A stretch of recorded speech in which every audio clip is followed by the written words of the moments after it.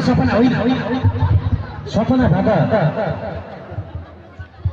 यस्तो हुँदै हुँदैन नि दुई तीनचोटि भइसक्यो घाटैबाट लडेको लु यहाँ त के छ ओइ के हो त को त ओइ बोल बोल ओइ